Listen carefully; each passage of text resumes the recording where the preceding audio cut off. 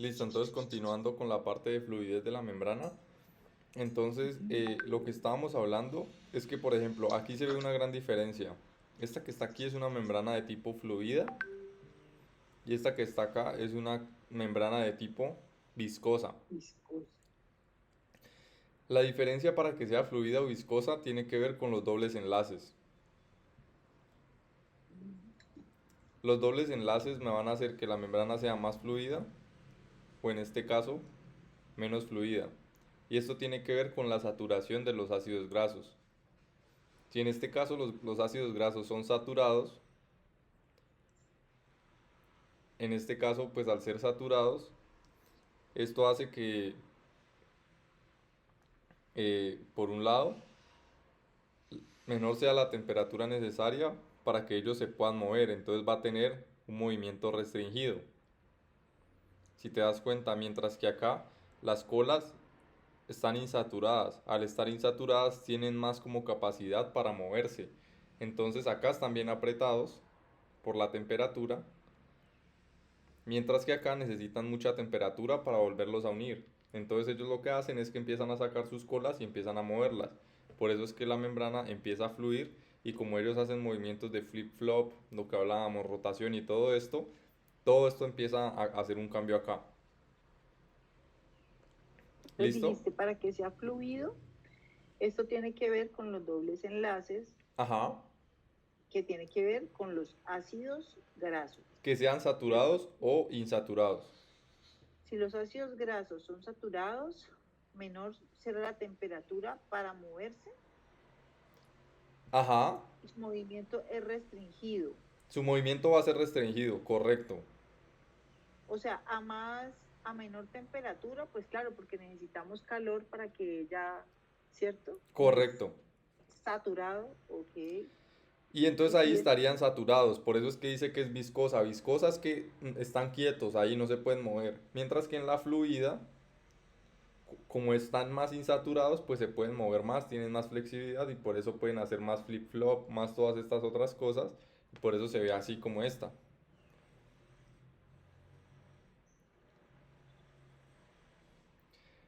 Pero ahora hay algo acá importante ya en cuanto a estos dos y es que el colesterol también, por ejemplo, es un mecanismo que le pueda dar mayor o menor fluidez a la membrana, dependiendo pues ya de la temperatura.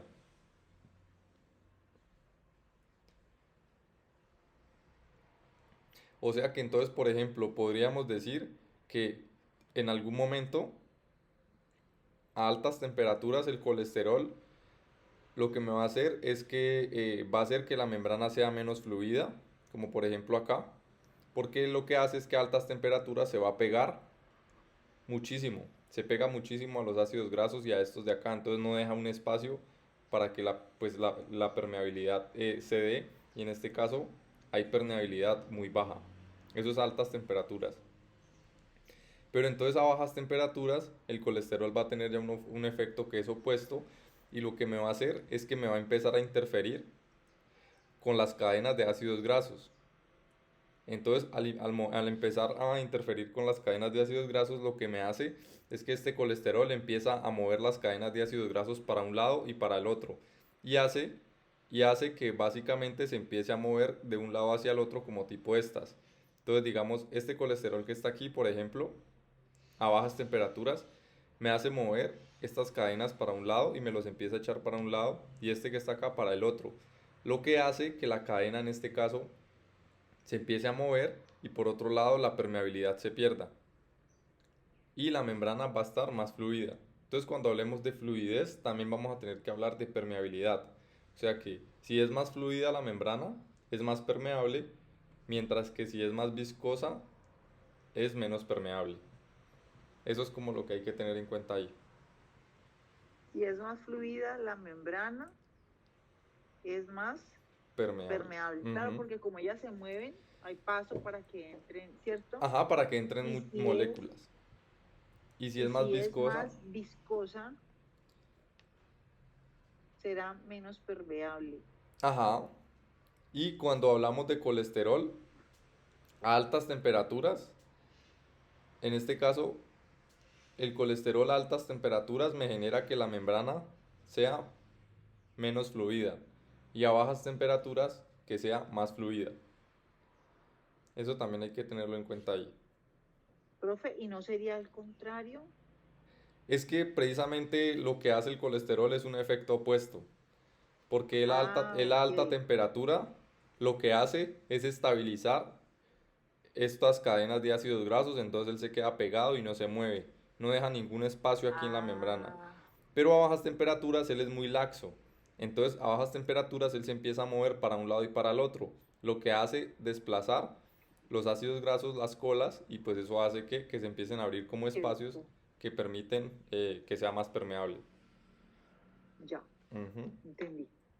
listo. Ahora ya esto es en cuanto a las proteínas como tal, em, pues los diferentes tipos de proteínas que hay. Entonces, por ejemplo, esta que está acá es un tipo de proteína, ¿cómo se llama esta, por ejemplo? Esa es multipaso, Ajá, pero tiene, eso sí lo aprendí, que tenía una azúcares encima. Esta que tiene las ramitas verdes. sí, ajá. Ok. Multipaso es cuando veo que hay varias. Y monopaso es cuando es una. Y las que son dos, Esas también ya se les conoce como multipaso. multipaso, porque multipaso es a partir de dos. ¿Qué hago? De dos en Oh, adelante es multi. ah, ¿usted me escucha? Sí, Pues ahí te claro. escucho. Ah, ok, ya, yo también. Entonces sí, a partir de dos ya empieza a ser multi. ¿Listo?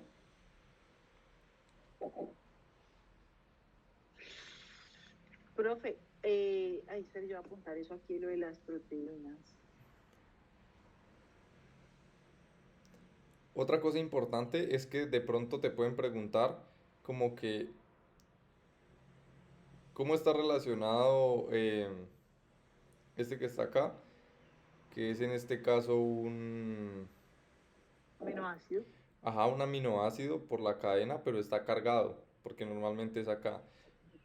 Y por ejemplo, uno que está acá puede ser el grupo amino y el grupo carboxilo de los aminoácidos para formarme toda la barrera, pues la capa de un aminoácido polipeptídica.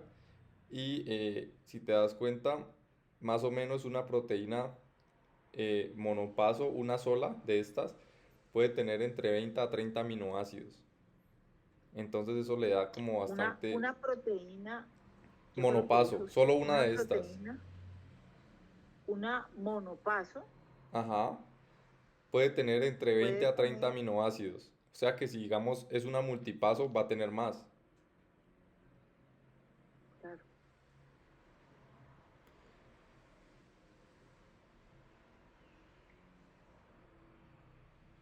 ok. Otra cosa importante es que, por ejemplo, de las estructuras de la proteína, están dispuestas en alfa hélice. Esto es importante. También puede preguntar como que en qué forma están dispuestas las proteínas monopaso multipaso, en este caso es alfa hélice, que sería estructura primaria, secundaria, terciaria o cuaternaria. Alfa hélice, Ajá.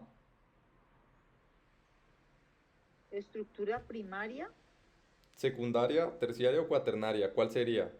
O sea, te estoy haciendo la pregunta, que para ti la alfa hélice es qué estructura de la proteína.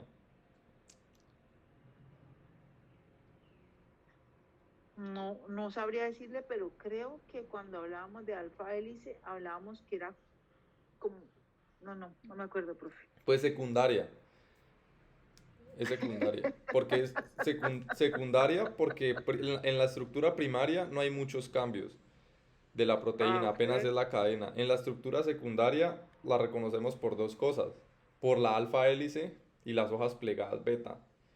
También decíamos que el Ya, ADN ya, está ya, ya. formado por pues Ajá, alfa hélice, básicamente. La estructura ok. terciaria hay algunos cambios, está también relacionada mucho con las fuerzas de Van der Waals. Y ya la estructura cuaternaria de las proteínas ya empiezan a formarme es complejos, por decirlo así, tetrámeros, más que todo. Y una de las características de la estructura cuaternaria o las de estas es, por ejemplo, la hemoglobina, que la hemoglobina se unen, pues unos grupos hemo con unas globinas y me forman tetrámeros. Entonces ya es como que empiezan a jugar con la estructura como tal, básica, que es como la estructura primaria.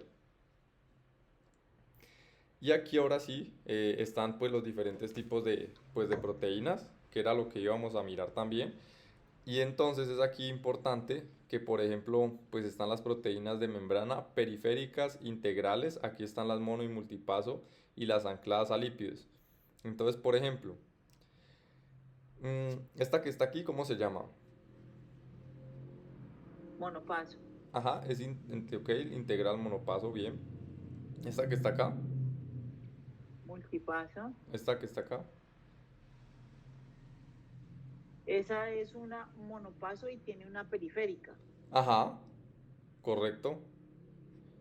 Esta periférica puede estar ¿Cómo tanto se acá. dice? ¿Anclada a una periférica? Sí, Se dice pues monopaso anclada a una periférica. más que anclada, las ancladas son estas que son ancladas acá. Entonces, para que uno no se confunda, es que una proteína periférica está pegada o se une a una Pegada monopaso, a una. a una multipaso, porque ya son, pues en este caso, dos.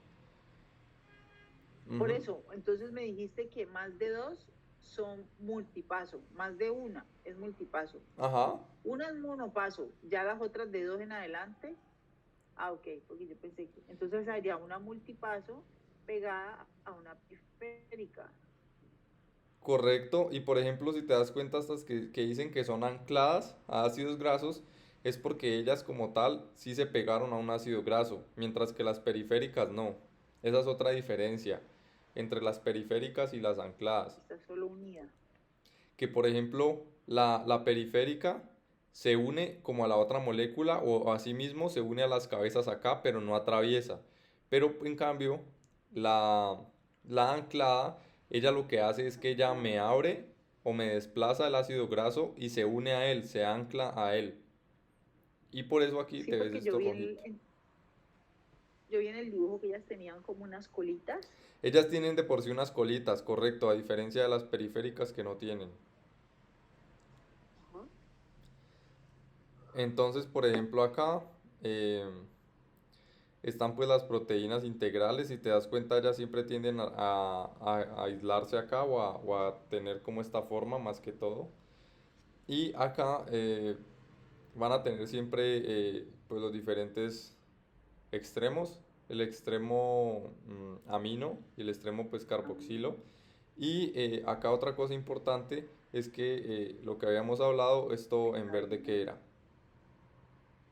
que eran las cadenas de azúcares. Ajá. Son las cadenas de azúcares que pues componen lo que se conoce como el glicocálix o glucocálix. Ok. Entonces otra cosa importante que hay que tener en cuenta es que cuando uno habla de una proteína integral es que traspasa. Ella va de un lado al otro. Eso es lo importante que hay que tener en cuenta. O sea que va a tener una parte hidrofílica y una parte hidrofóbica. Eso es importante porque ella traspasa. ¿Listo? Ujú. Mientras que las periféricas, en este caso, ellas las periféricas como tal, no penetran el interior hidrofóbico, ellas solo son hidrofílicas. Porque si te das cuenta, ellas están o en la membrana externa o en la membrana interna, pero ellas nunca están metidas acá. O sea que ellas están es más relacionadas con afinidad, o sea, hidrofílicas. Por eso ellas se pegan es a la parte pues, de afuera, periféricas. ¿Listo? Ok. Porque es que, profe, ahorita que veamos los ejercicios, ella, por ejemplo, nunca te va a preguntar, dime qué es una proteína periférica. Define. O una proteína periférica es, ella no te pone ese tipo, pues lo que hemos visto, ¿no? Ella te dice, si hay una proteína que está, y te pone como un caso, y cuando uno ve eso, uno, ¿de qué está hablando? Entonces ahí es donde uno tiene que tener el concepto claro a poder decir, ah, Para no, poder esto es una. responder correcto. Sí, ahorita miramos igual Ajá, los casos ahí que te han vale. dejado. Entonces ahora, estas eran las integrales y las periféricas, ahora vamos es con las ancladas.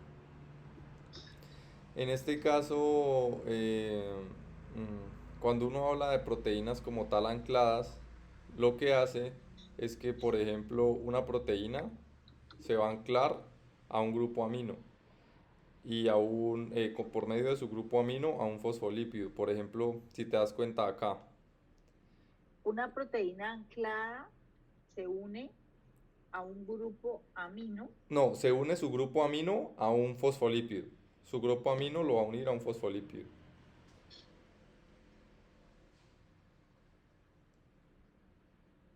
Ok. Ujú. Y lo va a unir principalmente, ellos hacen algo que se llama unión por unas cadenas que son grupos fosfato, sulfuro, que en este caso es, por ejemplo, acá. ¿Ves esta S? Esta S es pues de sulfuro y pues se une a ellos pues de esa manera. Se puede unir también a ellos por medio del sulfuro y pues básicamente ahí pues se anclan como tal. Pero eso es como en cuanto a las pues ancladas, que ellas, la diferencia de las ancladas con las periféricas es que las ancladas se unen a la estructura de la molécula a la que se unen, mientras que las periféricas no se unen a la estructura. Entonces también puede ser una pregunta como tipo, este tipo de proteína va a hacer enlace con tal ácido graso. Según lo anterior, ¿qué tipo de proteína es? Entonces, si hace un enlace o se une o a la estructura, en este caso es anclada. Si está por fuera, o sea, es hidrofílica porque está en la parte de adentro de afuera, pero acá o acá, y no atraviesa esto, es una periférica, para que uno no se pierda.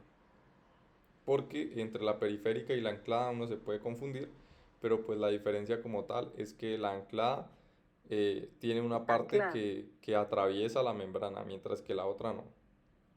queda por encima. Correcto. Y pues estas ya son como tal casi todas las proteínas y así se ve la membrana como tal. Entonces, por ejemplo, para que uno se haga una idea, hay tipos de diferentes de proteínas que también pueden ser proteínas transportadoras. Entonces, por ejemplo, esto que está acá es un canal que sirve para transportar moléculas. Por ejemplo, estos son muy comunes los canales o proteínas transportadoras de sodio. Ellos lo que me hacen es transportarme básicamente el sodio de afuera hacia adentro. O sacar también, más que todo sodio y potasio. Porque hay algo que se llama bomba sodio-potasio ATPasa, que es La más que todo, TPasa, sí. ajá, la bomba sodio-potasio ATPasa es una bomba que lo que me ayuda a sacar y a meter, ¿qué? Sodio y meter Y, potasio. y- y- ajá. Ajá, Que la entonces, profesora decía que, como en el motel, decía ella que para que no se olvidara, que entran dos y salen tres. Entonces, sí, eso es lo que hace la bomba TPasa, ¿cierto? Entonces, que entran dos de sodio y salen tres de potasio. ajá, Okay. sí es correcto y esa bomba hace parte de un transporte activo primario. La diferencia entre el transporte activo primario y secundario es que el primario necesita como tal de una fuerza que lo ayude. Entonces, por ejemplo, la fuerza con la que ellos van a ir en contra de su gradiente de concentración es ¿cuál? El ATP. El ATP es el que les va a dar El ATP. la fuerza para que ellos vayan en contra de su La gradiente energía. de concentración. Profe, dijiste, el transporte activo primario necesita Ajá. ATP, Sí, ¿cierto? necesita ATP, mientras que el secundario no. Porque en el secundario no se necesita ATP porque es dos moléculas a la par. ¿Cómo así que dos moléculas a la par? Pues lo que pasa es que hagamos de cuenta que, por ejemplo, una molécula va a entrar y otra molécula necesita salir. A ese mecanismo se le conoce como antiporte. ¿Por qué? Ah, Porque es como un sí. transporte. Es como si dijera, si tú vas a entrar, yo tengo que salir. Entonces ahí no se necesita como tal energía. Entonces en ese caso se llama antiporte. ¿Cómo se diría Y, cotransporte? Cotransporte es que dos moléculas vayan para el mismo lado y ellas mismas se ayuden para pasar al otro lado. ¿Qué me ibas a decir? dos moléculas entran y se ayudan. Ah, Cotransporte ajá. o hay, Ese es habían dos, cotransporte que van hacia el antiporte, mismo lado. O sea, digamos un ¿Y cómo se ejemplo, llamaba el otro, profe? antiporte, que es que una va hacia un lado, o Pero, sea, digamos una va a entrar y la otra va a salir. Eso es antiporte. pero ella dijo otro antiporte y había otro. Sin porte. Sin porte. Es la que entran juntas. Ajá, O sea, anti, una entra y la otra sale, y sin porte entran las dos. sí.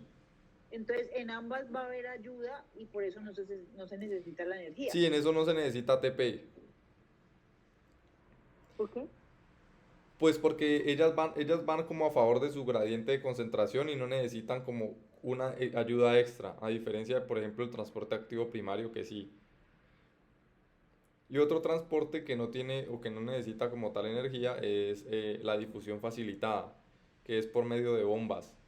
Por ejemplo, difusión facilitada están los famosos GLUT, que ellos, difusión facilitada, es que la misma molécula ayuda al paso, al igual que pues la bomba o el transportador, entonces tampoco se necesita energía. Entonces, si te das cuenta, estos en este caso, pues proteínas tienen pues diferentes partes. Una aquí está abierta, acá pues cerrada o inactiva. Entonces, si te das cuenta, hay de diferentes tipos. También, por ejemplo, hay proteínas receptoras. Hay algo que ahorita vas a ver en este segundo módulo, que es sobre proteínas ligando receptor. Ligando va a ser una molécula que se va a unir aquí a esta proteína que es receptora.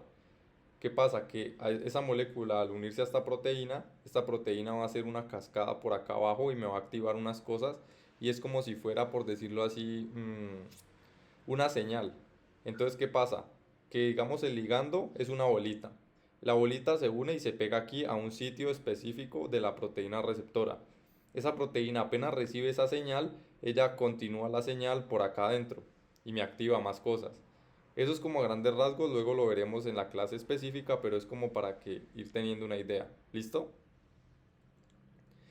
Y también esto que está acá son proteínas de adhesión, porque ellas pues aparte de generarme como tal la estructura y unirse a la bicapa lipídica, también me ayudan a formar el citoesqueleto, que el citoesqueleto pues básicamente va a estar formado es por actina, miosina, colágeno, entre otras cosas. ¿Listo? O sea que Sí, las pero eso membranas todavía también... no lo hemos visto. Sí, no, eso todavía no lo han visto, pero pues importante que esas proteínas también se tienden a relacionar mucho con el citoesqueleto y con la matriz extracelular. Ujú. Y pues estos son los carbohidratos de membrana. Los, car- Uy, los carbohidratos de la membrana básicamente que hay. Entonces está la manosa, galactosa, glucosa, N-acetilglucosamina. Y entonces uno de esos les dice los proteoglicanos o proteoglucanos, que también son proteínas unidas a glucosa o glucoproteínas, como por ejemplo aquí, proteínas unidas a glucosa. Y pues eso es lo que te decía, es que me ayudan a formar el glucocálix, que es para evitar que otras moléculas con carga negativa se tiendan a unir o a traspasar la membrana. Y el glucocálix a grandes rasgos se ve así. Esta es la membrana celular y este es el glucocálix. Todo esto que está acá cubriendo todas mm, estas cosas, todo esto es glucocálix. Entonces es como una segunda capa que hay antes de poder atravesar la membrana. ah, Y pues en este caso las funciones principales de las membranas celulares entonces es primero formar límites entre un medio interno y externo, ¿cierto? Eso está claro. Una membrana para qué me sí, sirve? Para aislar.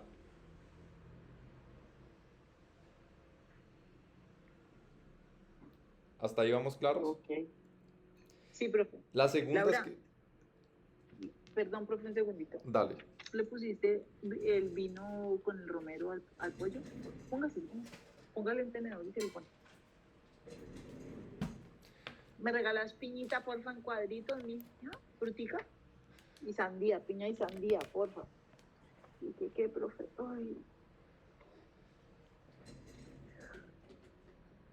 Entonces, aquí las funciones de las membranas celulares, pues como ya dijimos, la primera es fijarme compartimientos y aislarme el medio interno y el medio externo, formarme pues un citoplasma por otro lado de la célula. También esta membrana me va a permitir generar un transporte selectivo o el paso de diferentes moléculas de una parte externa a una parte interna. Moléculas como por ejemplo iones, por ejemplo el sodio, el potasio, que son iones, también otras moléculas pues que vayan a hacer transducción de señales, básicamente electroquímicas. También puede ayudar a la parte de las enzimas, relación con enzimas, con bombas como por ejemplo la bomba sodio-potasio ATPasa, con los receptores que son ligando receptor. Entonces las membranas literalmente es como la forma, es como literalmente la forma que da el paso o que impide el paso para una molécula. Y entonces hay que tener claro que si esa membrana en algún momento se daña o sufre un daño esa bicapa lipídica, pues van a haber consecuencias. Entonces, por ejemplo, hay patologías que tienen daño de esa bicapa.